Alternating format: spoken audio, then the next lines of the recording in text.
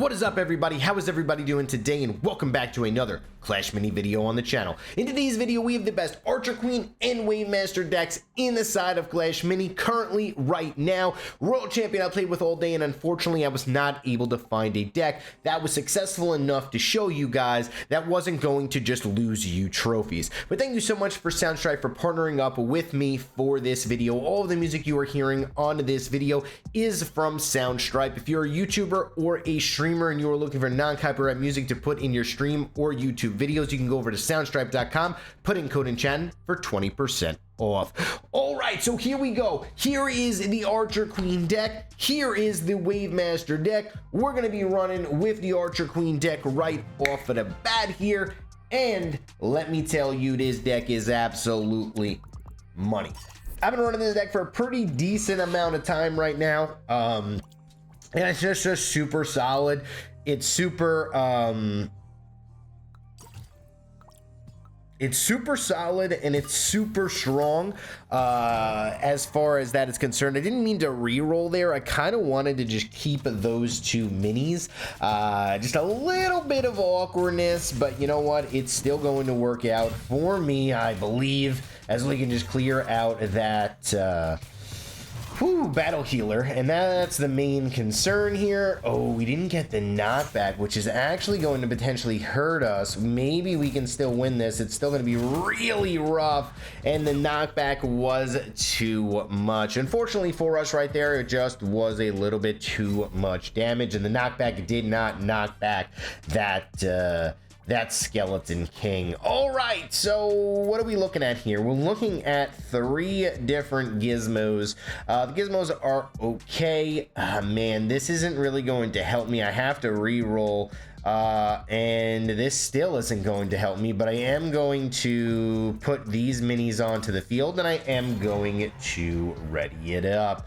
Is this going to win me the game? I am not sure too much, but we just need to make sure we do enough damage in order to be successful. The first thing that's going to be huge is we're going to be able to clear out his battle healer and his dart goblin. Now we're also going to be able to get enough damage off onto this Skeleton King to also eliminate it with the knockbacks. Strong victory right there in round number 1, and that's really all we can ask for. As long as we win in round number 2, sorry about that, we are in a good position. Have to re-roll one more time. We are going to be able to get down a couple of good things here. I am going to go with the wider area just so we can pretty much heal up everything. And then also I want to go with this Saint Mirror. And the reason I want to go with the Saint Mirror is because the Dark Goblin, if the Dark Goblin is on the Saint Mirror, he hopefully will be able to eliminate himself or do a lot of damage to himself to where we will be in a very, very good position. All right, so this isn't going great for us, but it isn't going bad at all for us either, as we are just healing up everything, taking care of business, and just like that, we win in round number 3. All right, so what is happening right now that is good, and what is happening right now that is bad?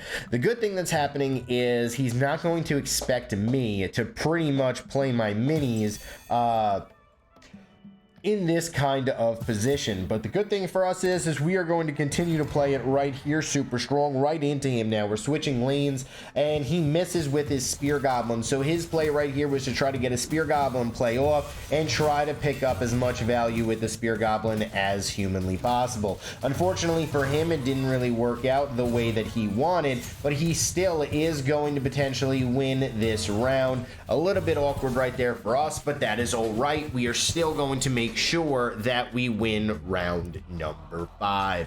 Okay, so round number 5, what are we going to do? Well, the good thing now is we can finally get out our minis that are going to be high value minis. And what do I mean by that? I mean, we can finally get out the Electro Wizard, we can finally get out the Lumberjack, and we're also going to, I want to scrap the Giant Skeleton because it isn't going to get me too much value here.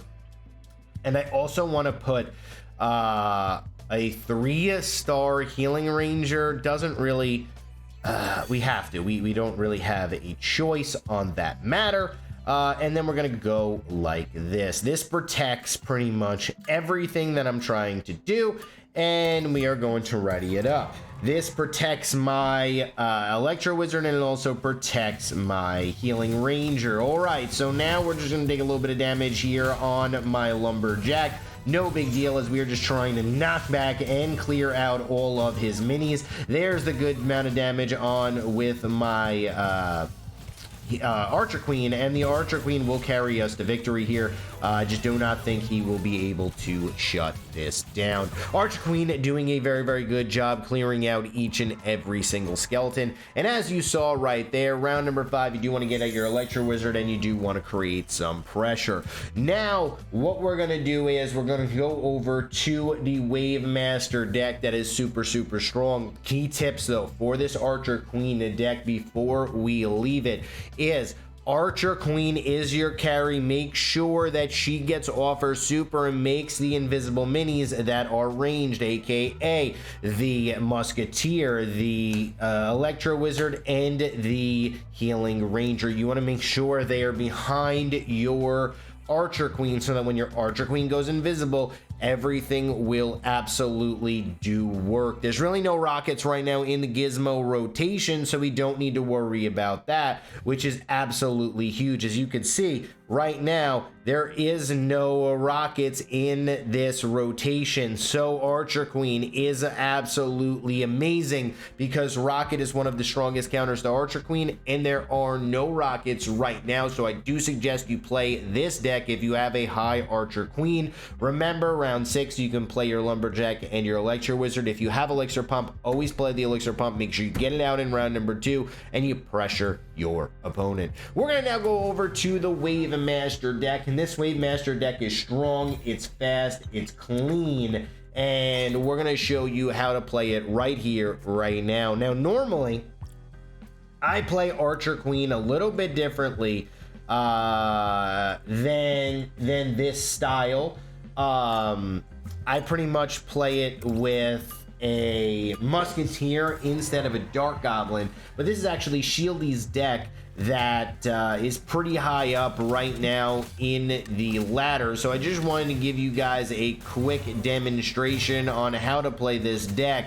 And the reason why this deck is kind of strong right now is because everybody is playing Elixir Pump, because Elixir Pump is showing up way more often than not. Because the Elixir Pump is in rotation.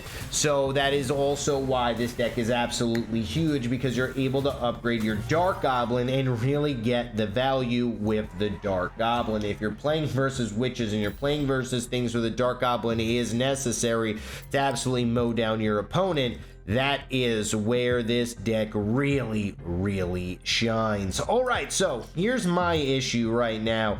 My issue is we need to get rid of this and we need to get rid of this, and the reason why we need to do both of those things is because we need to get down our Elixir Pump. Now, the Elixir Pump is the carry in this deck setup, and what you want to throw over almost every single time is the Swordsman. And the reason why you want to throw over the Swordsman is because the Swordsman gains energy, and then he throws out his super, and it shields himself as well if you have his 3rd star ability. It's a really, really good combination. It's pretty much like the old Wave Master in that sense, and then the Wave Master will just run around, heal up, and take care of business as far as that is concerned for the rest of the match. If you do happen to lose in round number 2, it really doesn't matter that much because you're gaining so much elixir with your Elixir Pump, and you're gaining so much pressure as well. All right, so we didn't gain a 3rd elixir there, but right now in round number 3, there's a couple of things you can do that can really turn the tide of the war. The first thing that we are going to do is we are going to put our Swordsman over here. And there's a couple of things we can do here. We can go with our Giant Skeleton if necessary. He has a lot of melee minis, so I am actually going to go with Boom plus 5 damage on to my Giant Skeleton here, and we are actually going to go with a Valkyrie as well. Now, if he had not that many melee, maybe he had a Natureborn or something like that, we would have potentially gone with a different mini than a Giant Skeleton upgraded twice there. We would have probably upgraded either our Valkyrie or our Dark Goblin or our Healing Ranger. This deck pretty much has a lot of different things that you can do with it to make it very, very, very strong and pick up as much value as possible. So we are going to play one more game with this deck to really show you the power of this deck, and I want to really stress enough of how strong this is. So right there we just saw pretty much the giant skeleton carry. We can also play with a swordsman carry. We can also play with a Valkyrie carry after the recent Valkyrie buff. There's a lot of different things that you can play with this deck that are going to pick you up victories. All right, so we're playing versus Hobby here. This is going to be Wave Master versus Wave Master, and this is kind of one of those things where it's one of those awkward scenarios where you are going to play a giant skeleton, and we're also going to play a Valkyrie in round number 1.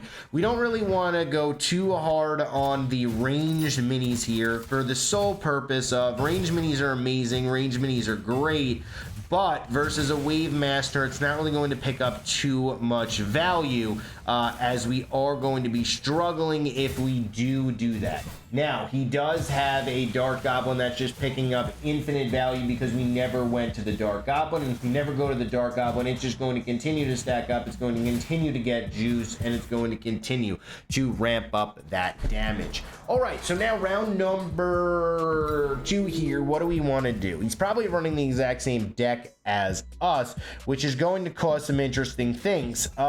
There's 2 ways I could play this. The first way I could play this is a giant skeleton thrown this way. I can also play my Dark Goblin, and I can also play a Healing Ranger, but I really need to, oh man. All right, so we're gonna actually scrap this and we're gonna go with Boast, and we're gonna just hope that in essence we could shut down everything that he wants to do and get our giant skeleton over to his Dark Goblin. All right, so the giant skeleton is going to go over to his Dark Goblin. He is going to pick up a little bit of damage here with his swordsman, but we did get a lot of juice. Oh, we didn't get the stun off with our giant skeleton, and that's just going to lose us the match.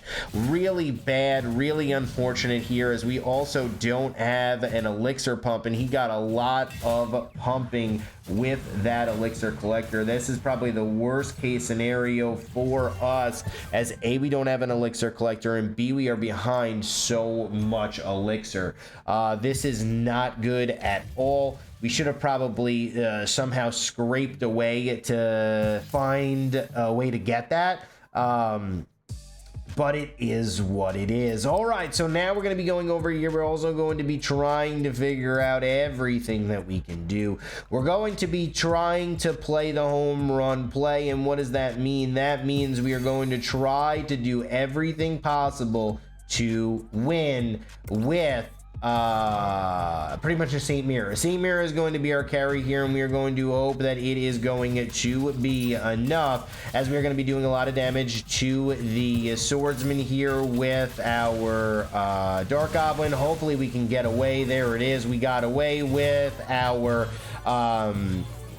Wave Master, and that's going to be a victory for us in round number 3. All right, so this is looking actually pretty decent for us. We're going to be putting our Healing Ranger over here. We are also going to be able to throw our swordsman. Throwing our swordsman is going to be a pretty decent play, as we are also going to put our Dark Goblin all the way over here. And this is kind of one of those interesting plays that we can make here. Do I think that this is going to work? Probably, but it's going to be a little bit rough, as we are going with a carry of the Dark Goblin variety. All right, he's playing this perfectly, though. You can't play this more perfect than he is playing it. Hopefully he eliminates himself. That is the main thing here. He's got a... Okay, this is actually looking pretty good here, as we're doing a lot of damage with our Dark Goblin. Dark Goblin is ramping up, and Dark Goblin is doing a ton of damage to him. This is looking good, as we are coming all the way back, and just like that, we're looking good, we're looking pretty, and we are really putting in the work that is necessary to win. All right, so now everything is actually looking pretty okay, which is surprising, right? I mean, you can't really say anything else other than super surprising. As far as that's concerned, we're now going to be going with big fish. We're going to be throwing over the big fish, and hopefully we're going to keep the minis the same way, and hopefully we can pick up value with this setup, and we're going to ready it up. All right, so hopefully he changes where his, oh, he does, he changes where his Dark Goblin is, and that's gonna be some pretty decent value for us, as we got to clear out his Dark Goblin. That's the name of the game, but we are taking a ton of damage here. This is not looking too good for us, as he has everything available, and we lose in round number 5. The elixir right there was the reason why we lost. We were not able to get out our pump, but nevertheless, we still played that as perfectly as you can, and we would have won in any other circumstance. So I still am going to show you that game, because that was a flawless game. That was pretty much as perfect as you can play it. He just had so much more elixir than us, so he was able to win in round number 5. It went to round number 5, and that is really the only reason why he won.